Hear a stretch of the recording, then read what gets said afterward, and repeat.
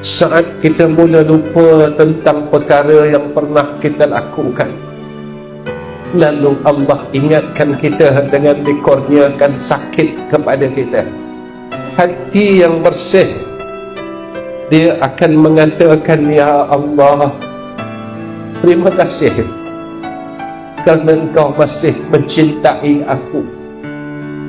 Tanda Engkau mencintai aku dengan Kau memberikan sakit kepadaku, kerana sakit yang Kau kurniakan kepadaku adalah untuk Engkau menghapuskan segala zaman silamku.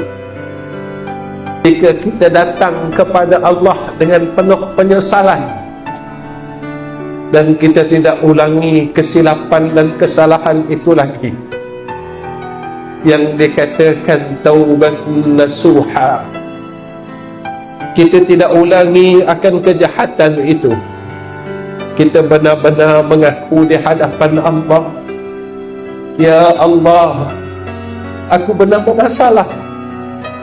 Ya Allah, aku benar-benar berdosa kepada Engkau.